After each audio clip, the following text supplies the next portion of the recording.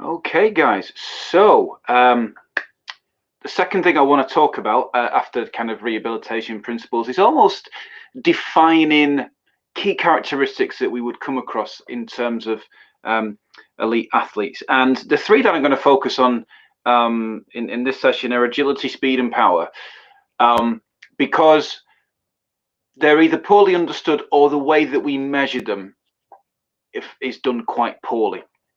So the first one I want to look at is agility. Typically, agility is always been associated with an ability to change direction quickly, and I'm sure those of you who've done things like A-level PE and BTEC sport and exercise science will talk around something around those. The actual definition will be in and around the ability to change direction quickly. But more recent definitions have looked at it in a little bit more detail and started to look at things like neuromuscular control and the directional change, but also the ability to make a decision. So what does that mean? Well, bringing in stimulus. Now, if you remember from the previous session when we talked about rehabilitation principles, we talked about adding stimulus as a progression. And very much that's what we need to be thinking of in terms of agility. To make something more complicated, to measure true agility, there has to be a decision made. There then has to be a neuromuscular response before we even consider the actual movement, before we even consider this change in direction.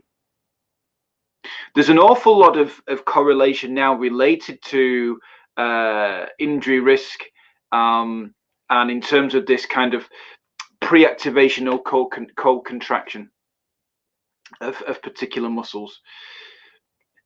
Agility falls into that because for you to be able to change direction quickly, you've got to have this neuromuscular response, to be able to do that. So I want you to have a think about, and I want you to pause the video and just have a think about, how would you measure agility? How would you try and quantify it based on tests that you had seen, or tests that you've even done, or tests that you've learned of in a previous qualification? So have a think about that. Pause the video and have a think. And typically, guys, you may well have come across, or these will be tests that are really quite popular out there. We've got things like the T-test, starting from right to left. We've got what's called a kind of a W run or an M run. And then we've got an Illinois agility, which is on the far right there. And you can see that they're relatively small kind of circuits with multiple changes of direction. My question is this: do these test agility? The answer would be no. The answer would be no. And I want you to have a think about why. Okay? I want you to have a think about why. So pause the video again and have a think about why the answer to that is no. Go back to what we were discussing on the previous slide. The answer why it doesn't is because there is no unpredictable stimulus. What I mean by that is, you know where you're changing direction. There's no unexpected change of direction. So therefore, there isn't that decision to be made, if that makes sense. You're not reacting to anything because you can see where you need to change direction. So for me, these don't test agility at all. They test your ability to run around a cone and change direction. So if we bring into account what I was saying there in terms of this stimulus and related to agility, let's try and bring it all together. The ability to react to a stimulus, and the quicker you can react to a stimulus, okay, results in muscle pre-activation. Okay, why is that important? If you have this muscle pre-activation, what we call its anticipatory muscle activation, it increases your rate of force development. It increases that muscular stiffness. Therefore, you can produce a larger movement. Yeah. The larger movement you produce, the quicker you can do something. So what a lot of the school of thought is now, and I completely agree with this, and certainly if you speak to anyone within a sports science related field, is they will say, well, agility, there is a muscular component. Of course there is. But there's also a nervous component to this. Okay. And therefore, as physiotherapists, to rehabilitate this particular pattern, we have to consider both. Otherwise, by definition, you haven't rehabilitated. If you're just taking into account the muscular aspect and completely disregarding the fact that there is a nervous component to this, there is a reaction to a stimulus, you're not rehabilitating agility by definition. Okay. So how do we do that? Well, this is something come up with by Spiteri et al. The link to the paper is at the end of the slides, and I'd encourage you to read it. And it looks terribly complicated, but it's really, really not. So we can see from the start line, okay, you have a 9-meter sprint to the force plate. Okay, to the force plate. You then have a trigger. All right. So you can see at the very top there is a projector at the very front. When you hit the force plate, the projector will tell you to go either left or right. You then go through one of those cones. You run, as you can see, to X. Okay. And then again, you will have a second trigger to go either left or right, and they're the finish. So you've 4 potential finish lines.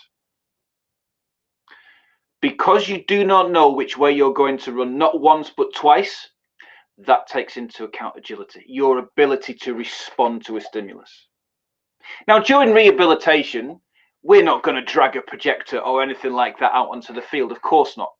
But you could replace that with a person where the projector is, and just a simple right or left. Yeah, you could have somebody stood on X, again, right or left. They're reacting to a stimulus.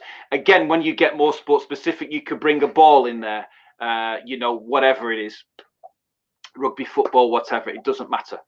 Okay, you can be a little bit creative with it to make it more sport specific. But the fact of the matter is, this takes into account this reaction to a stimulus. That is agility. Okay, running round cones is not agility because it's all fixed. There's no stimulus to react to, you know, and everybody always gets quicker. You know, but typically these will be they'll be repeated anywhere between 3 and 5 times, and people get quicker because they're used to. It's a learned response. You know, in terms of a motor pattern, I know that it's so many steps to that cone, and then I need to start to decelerate and turn around. You know, and don't get me wrong, guys, I've used them in the past.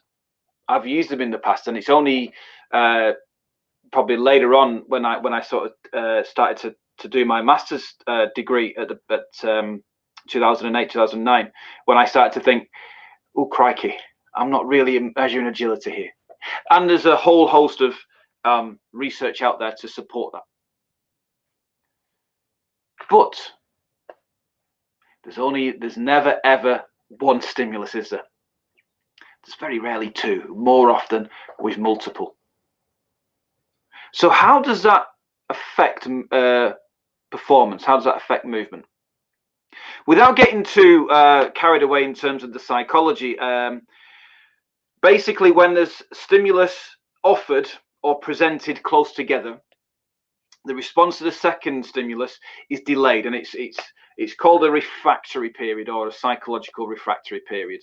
Okay, and essentially because the brain can only deal with so many kind of impulses at once, it's almost held in storage, as the term I've used there, whilst the first stimulus is being processed. So it acknowledges it, but it can't respond to it straight away. It's holding it in storage, waiting to process the first stimulus, and then I'll do it. Okay. But what has happened and when they've done studies in terms of elite level athletes, what they've done is when athletes, elite level athletes, have been presented with multiple stimulus, they will show that they have an increased quad to hamstring ratio during the first and second directional change. We have that muscle preactivation. We have higher rates of force development. Okay, so what they're shown that the people that are faster in terms of agility movements, the key is the nervous component. Yeah, the nervous component. When they, in this particular study, when they looked at athletes and they just did power, for example, there was no difference. It's their ability to react to a first and second stimulus. That's what makes them quicker in terms of their agility. In terms of and why is agility important? There's studies out there to look at particular joints. The most famous one, and certainly the best quality one, was done by in Lloyd. I mean, goodness, it's 20 years ago now, but it's still a very, very good study, very relevant. And they were saying that, you know, athletes during agility movements, that pre-activation means that it reduces the shear forces at the knee. So if you think of that from an injury prevention viewpoint, you've got it. You've got it. And that was just looked at the knee. You could argue in terms of the ankle, the hip, whatever joint it may be in the lower limb. Okay, so that's why, and that's why rehabilitating agility is so important. So if you, let's take that a step further. If I'm working with someone who's come back from an anterior cruciate ligament injury, my goodness me, do I need to get agility spot on? Because I want to reduce that shear force at the knee like you wouldn't believe. Okay. And also, again, Spiteri has been quite sort of prolific in publishing stuff on this topic. That they showed that people who take longer to react to a stimulus, they don't have those muscle pre-activation in terms of keeping the posture in an optimal position. So whether it's trunk stability, for example, or lumbar-pelvic stability, they didn't activate as quickly as the people that were quicker in terms of the agility tests. And again, that just really, really makes you more prone to injury. So you can start to see why running around a bunch of cones doesn't test it. Okay, and we as clinicians have to have an understanding of these terms if we are going to successfully rehabilitate our athletes or our patients that partake in hobbies.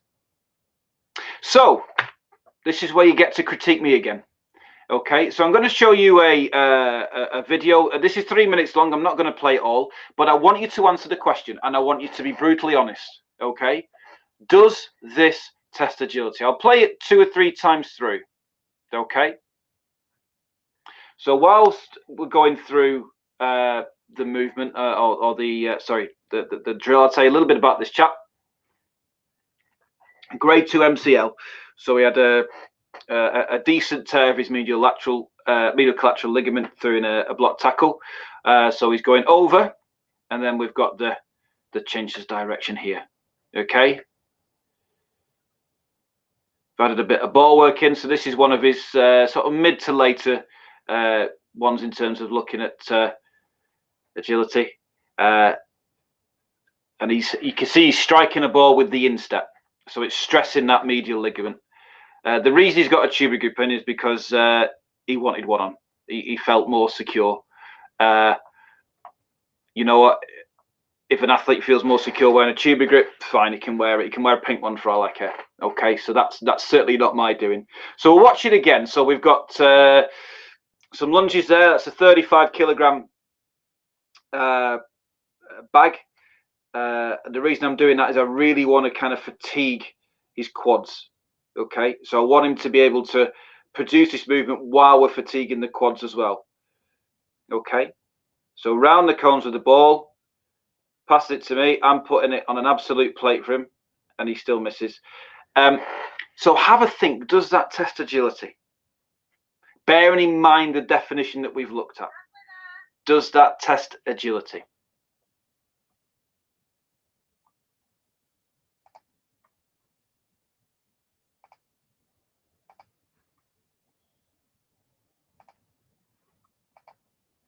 It's not letting me move on, guys. It's doing this thing again.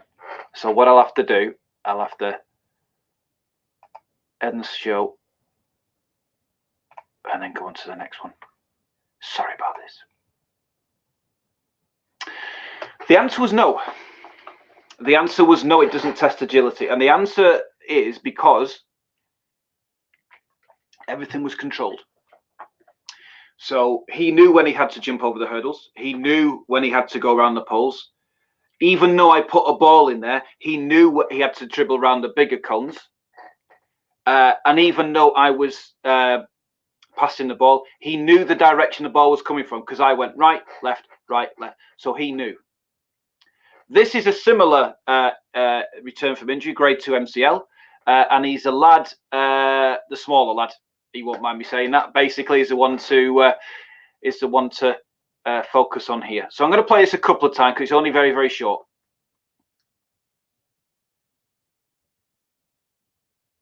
So he's the one running around the back, the smaller one here, there.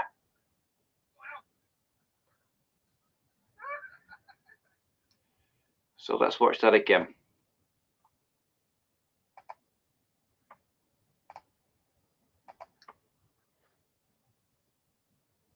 So think about, does this test agility? So we've got a cone, can't see the first cone. There's a second cone, little change of direction. Have a think about that just while I have to faff around with the slides again. Well, the answer is yes, it does. The answer is yes, it does. Even though there's much less change of direction, he's reacting to the ball being crossed in. And he doesn't know where that ball's going. He has to react. Now, it's only one stimulus. Okay, we could have had another stimulus by him, you know, putting the ball in the net and then running to another cone and a ball coming in from the second one. Or as he's finished that, a ball coming from behind the goal to react to. But he has to react to a stimulus that is uncontrolled. Yes, he knows whereabout it's coming from, but he doesn't know where that ball's going to land. On the example of my drill that I did with him, it's 5-10 yards. So, I mean, I'm not a good player, but even I can pass the ball 5-10 yards to an approximate area. Okay, and that's why certainly when I got the athletes to a point of coming back and I wanted to really test agility, I would let them do non-contact training. Because as a rehab, you know, as a rehabilitator, as a physio, I can never recreate the amount of stimulus that an athlete has to react to. Because in our rehabilitation, it's still fairly controlled. It's still, and that doesn't mean it's useless. Absolutely not. Because you know, when you're doing multiple stimulus in terms of agility, you're at the late end. So I wouldn't have contact, okay, particularly for an MCL, because a lot of them are done in what we call block tackling. But I need him to be able to respond to that stimulus. I need him to be able to retrain that motor pattern. Okay. And within that, I've probably just talked around my next slide. That's how we can, you know, ensure that someone is best to undertake ability-based training. We have to add in multiple changes of direction with at least one stimulus. Okay. My drill wasn't a stimulus, it was controlled. I could have easily changed it. I could have had somebody else with the ball and he had to react to the one who passed in the ball.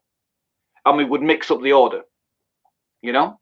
So it's easily done, and you don't have to abandon the drills that you've done before. It's just a very, very small thing that we manipulate, much like when we looked at progression principles in the last session. Okay? Because without this, guys, and I've sort of sown this seed all the way through, we are just testing change of direction. Okay? We are just testing change of direction if we are not taking into account the neuromuscular contribution of agility. So let's have a look at speed. Let's have a look at speed. Again, this is something that ultimately I'm sure you guys have got a pretty good definition of it. You know, why is speed important? Well, the vast majority of team-based sports require large bouts of sprinting, of repeated sprinting. Okay, of repeated sprinting. If you look at professional football, for example, recent evidence will tell you that on average, a football player has to do a sprint once every 4 seconds. Okay, on average. So you think that over 90 minutes, it's a lot of sprints. Yeah, it's a lot of sprints. However, the way that it's been tested and monitored in the past doesn't really take into account. What happens is you do, and you'll see it for those of you that have been involved in pre-season testing or have seen it, you will do something anywhere between 3 and 6 sprints. That's great. But hang on a minute. We're doing a sprint every 4 seconds. It's great if I'm, let's have a look at sprint time number 3.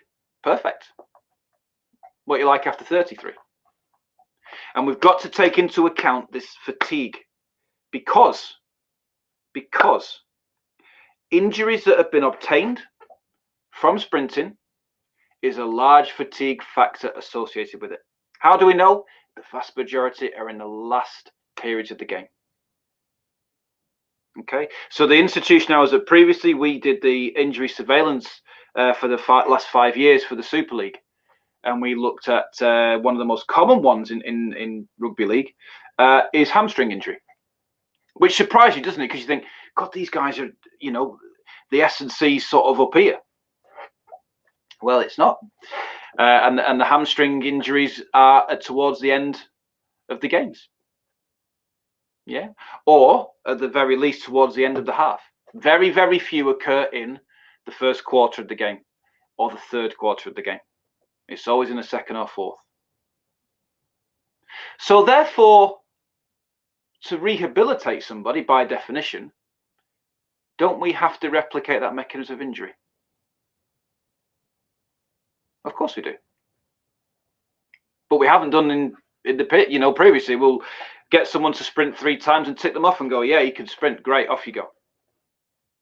And this is where we have to, as I said before on the previous one, in terms of principles of rehab, we have to start to implement fatigue as early as we can. As early as we can, because it's important.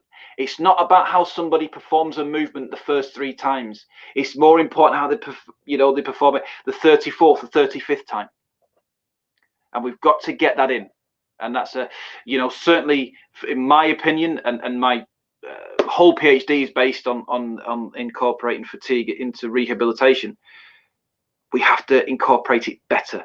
And for you as budding physiotherapists who are hopefully going to work with elite athletes, you have to take this into account. And the earlier you can get it in, the better. So have a think about how you would measure speed. Again, it's time for you to pause the video.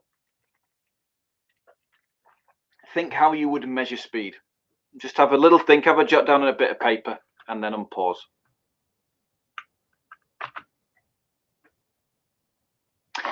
So, again, another video time, which looks like it's I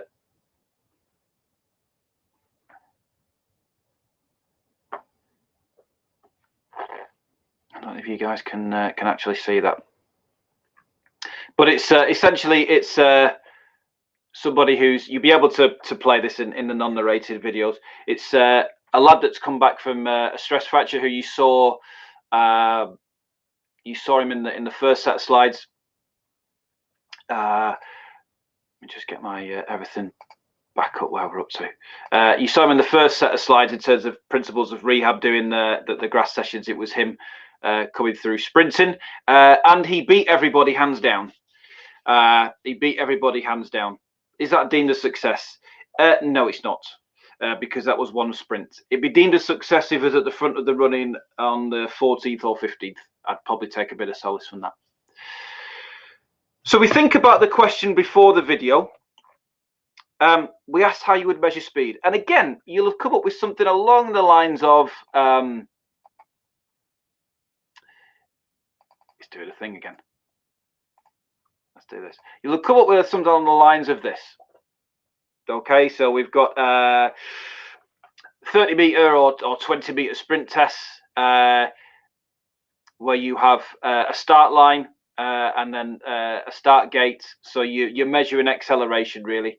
So you've got, say, 1.5, 2 meters to kind of get up to full speed, and then you're measuring speed.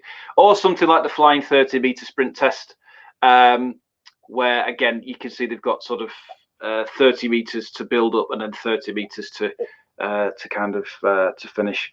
Do these measure speed? The answer is yes, they do. The answer is yes, they do. In isolation, for 1 point, for one sprint, but they do measure speed.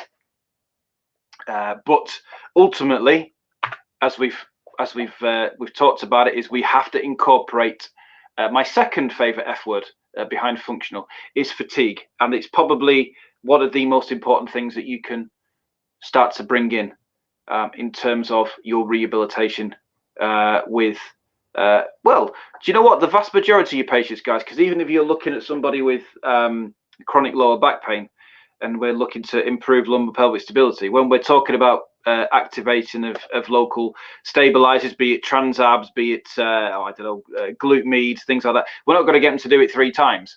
You know, we're going to get them to do it over and over and over and over again. So you really have to buy into this sort of fatigue and how it can affect elite sport performance. You know, there's a large amount of evidence only last year, 2 years ago, 2019, that come out, a study by Lord, which showed and demonstrated that how maximal velocity is affected by fatigue. Yeah. So it's not just essentially on a neuromuscular level, it's actually the outcome measure itself is affected. The reason they think for that is which again I happen to buy in, is the proprioception's affected and is fatigued, and therefore running mechanics is affected, and therefore you become less efficient on it during that particular movement, and therefore, you know, ultimately all metrics are kind of affected really. You'll find that as well with fatigue that the limb asymmetries, and I've got a really good sort of graphic to show you in a couple of minutes on this. The limb asymmetries are further exacerbated following injury with fatigue. So look, you're never going to be perfectly symmetrical, particularly in sports that are lower limb dominant. So if it's a kicking sport, you're always going to be stronger by definition on your kicking side. But the kind of whether there's a 3, 4, 5% deficit over time, and if you fatigue, that deficit becomes further following injury, and therefore making you more prone to recurrence of injury, of course. And again, worryingly, there's been studies done on previous injured hamstrings. So they're looking at players that have been deemed fit to return to sport, and they've sort of instigated a fatigue protocol, and then looked at the performance of the hamstrings and shown that there is a significant eccentric strength weakness. And we know the vast majority of hamstring injuries occur during that eccentric phase, during that eccentric braking phase to slow down the extension during the gait cycle. So as physiotherapists, as rehabilitation experts as we are, we have to take this into account. So the best thing I can ask you is, well, how else can we analyze it? Because we've already said that those tests that we discussed a couple of slides ago, they do analyze speed by definition. Yes, they do. But how can we measure fatigue within that? This is starting to come into play a lot. Okay, and I can almost hear the groans with the title of this slide, but it does analyze it a lot better. And if you're in a position, if you're working within elite sports clubs, I would encourage you to look at this when you're measuring speed. Okay, when you're returning someone to sport. And it looks at horizontal ground reaction force. So it's basically done on a force plate. And it's been done an awful lot over the last 5-6 years. And it's really, really useful in looking at limb asymmetries. Typically, limb asymmetries, particularly hamstrings, are done on isokinetic dynamometry. Your critics of your isokinetic dynamometry are as it's not functional. You're in a non-weight bearing position, you're sat down, and you're strapped in.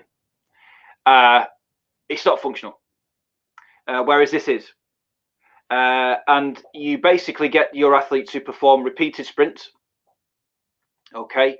And then you can analyze and see the difference in ground reaction force. And it's really apparent in athletes recovering for lower limb injury. And the reason that they think the difference comes is because that tissue fatigues, and therefore it reduces the ability to generate this explosive forward propulsion in the acceleration phase. So I've got a slide for you now, which is based on a study, the Lord study that I discussed already, done a couple of years ago, and they took these were footballers, and they took an injured group and a non-injured group. Okay, when I say injured group, they had just come back. Okay, so they weren't technically injured, but they just returned. And they looked at dominant side and non-dominant side, which was defined by kicking leg and non-kicking leg. Your uninjured group are the triangles, and your injured group are the squares. And what they did is they got them to do 10 sprints, 10 maximal sprints.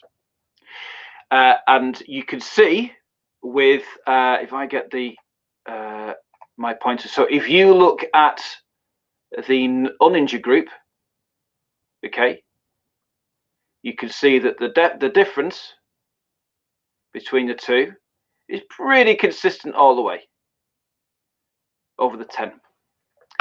You look at your injured group, or those that have just returned, and look at what happens to the dominant leg.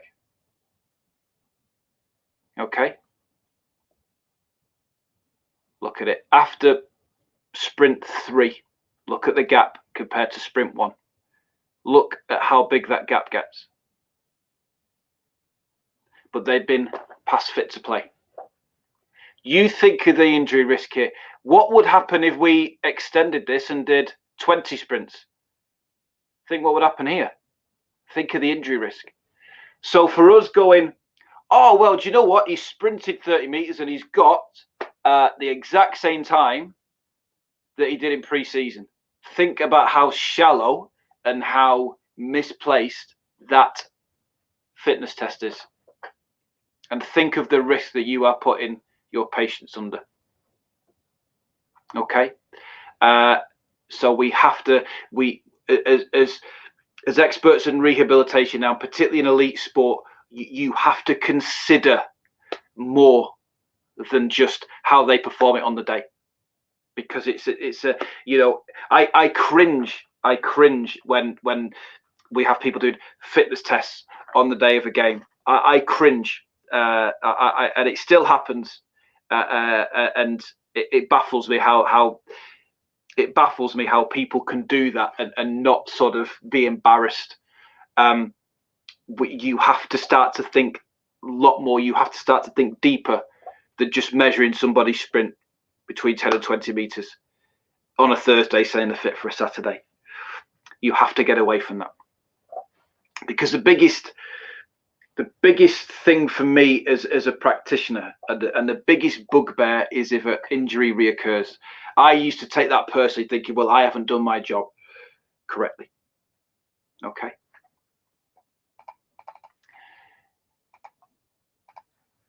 Sorry about that. Whenever I get the laser out, it always, or I play a video, we have to do that.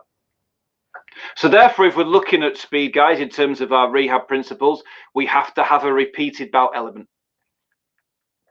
You have to incorporate fatigue. Okay. And the force plates are a really, really good way to demonstrate this. They're really quite accessible now. I mean, you know, for example, us at the university do have a portable force plate. You can use a fatigue index if required. If you don't have access to a force plate, you can start to look at how the time drops off after 10, 12 sprints. You've got to be careful, because you can get some false negatives where athletes, if they know that you're doing a fatigue index, they will save themselves for the first few sprints and then, you know, go all out for the last few. So you've got to be careful with that. So think about strategies to include in rehabilitation to develop speed prior to running. So anything that you do, whether it's eccentric, hamstring work, whatever it is, explosive movements, take them to fatigue. Take them to fatigue. Okay, because, and I said it, didn't I, in the first session, we have to incorporate that F word along with the other F word into our rehabilitation. Okay, because when you start to get to this end and the high end stuff, that's when it starts to become apparent.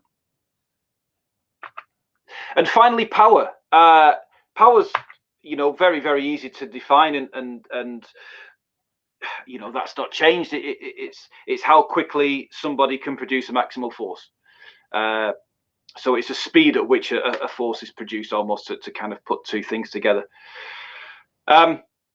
We're looking at dynamic movements that kind of involve an eccentric component followed by a concentric action.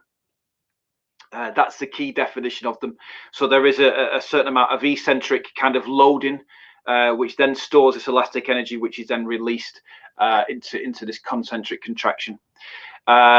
You'll come across it, you're reading about the stretch shortening cycle, which is a very basic concept to talk about eccentric loading. You've got this, what's called an amortization period, where there's a pause before then the big concentric powerful movement. So that's what we think about in terms of power and powerful movements. And again, time for you to pause.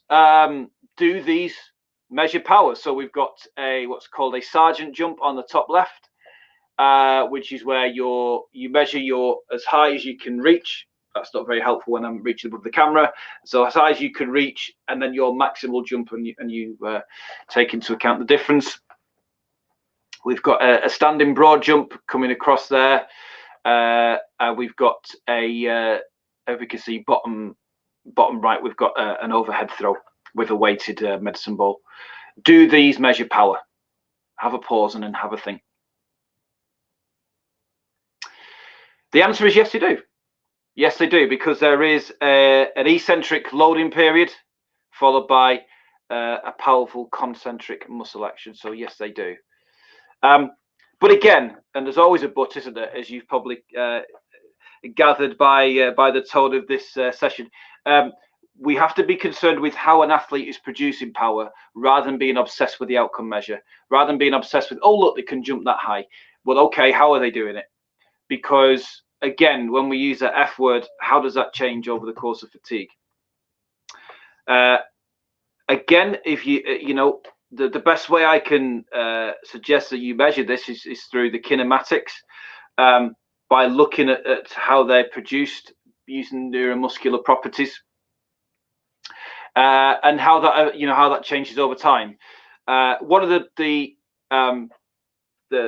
most popular ones that's used, and you guys may well have done it during your time, is things like what's called counter movement jump, which is where it tends to isolate the lower limb by putting your hands on your hips, squatting down, and then jumping as high as you can. And there's a lot of variables that we can measure looking at this. Again, something that in my own research I'm looking to do, and I'm not going to go through each and every one of them, but you can see that rather than just measuring a particular height, we can get so much more information from that particular jump. How quickly can they load eccentrically? How quickly do they produce this concentric force? How stable are they when they're in that pause, in that amortization period? And again, you'll typically get outputs such as this, where we can see. So again, I'm going to use my pointer, which will mean that I'll have to minimize and maximize again. But if we look at the force here before the jump, the eccentric phase, so as we dip down, okay, that's called the unweighting phase. The ground reaction force becomes less because you're unweighting, because you're moving downwards, okay. This is then the eccentric phase, so you're loading, okay, and then you get this powerful concentric phase, okay. You're then in the air, Okay, as obviously as the force goes from so many thousand newtons to naught, that's when you're in the air. Okay, so you're loading, loading, loading, produce the force. Okay, you're in the air and then you land here. Okay, and it's also described here as body weight. So the kind of the grey line is to do with the actual force itself. The red line is to do with body weight. So 100% body weight as you're stood there, you start to load, you go below your body weight. Okay, you then jump again at 0, 100% body weight, and then as you land, okay, as you land here, obviously you're over your body weight because of the effect of gravity as well. So we can actually analyze quite a lot in terms of how the athlete is producing this movement. Okay, off we go and back on again. Okay, so finally the effects of fatigue on power. You wouldn't be surprised to hear that the ground reaction force decreases when we instigate fatigue, and there's a decreased force production. As a result, typically when you start to fatigue, your balance is hindered in that pausing phase, as I've said, and therefore you get a decreased performance in your eccentric phase and something called force at velocity 0. So once you've loaded, loaded, loaded, loaded, and you stop loading, again, your 100% body weight, the force you produce then to go up is reduced. And it's shot, and I certainly, this is what I'm looking in my first paper of my research, is that it can take just 60 seconds of fatiguing work to hinder performance. 60 seconds. That's all it takes. And certainly in my pilot testing, I've demonstrated that with elite footballers that are run injured. So you can imagine the effect it has on injured people, which is why we have to incorporate it. And the key, therefore, is to ensure that adequate rest is enabled during your rehab when we're looking at particular power. Okay, so for those of you that are from an S&C sort of persuasion, you'll hear this thing called periodization, which is where you plan in rest and things like that, and hitting particular attributes. We've kind of got to be like that a little bit when we get to the end stage, because if we're really looking at power, we can't measure power 5 days a week. We can't say, well, this week's power week, so we're going to do 2 sessions a day, 5 days a week on power, and then we're done. We can't. You can't do that. Because obviously the quality will be affected, but it's about taking this into account and recognizing it. And again, as I say, references here, I would encourage that you make your way through them.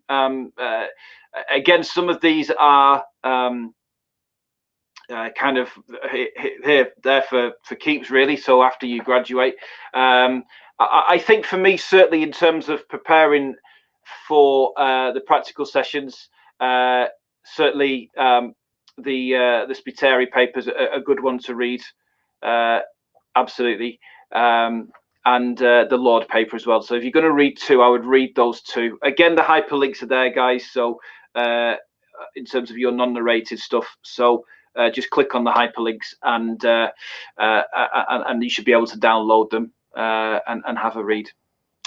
Well, thank you very much, guys. So that's the session on speed, agility, and power. And I hope all that kind of resonated and sort of, I'm always trying to bring it back to our responsibility and how it affects rehabilitation. Again, we're going to consider this when we're doing the practical stuff, and you guys are going to design certain rehabilitation exercises. But again, it's just taking this into account prior to those practical sessions.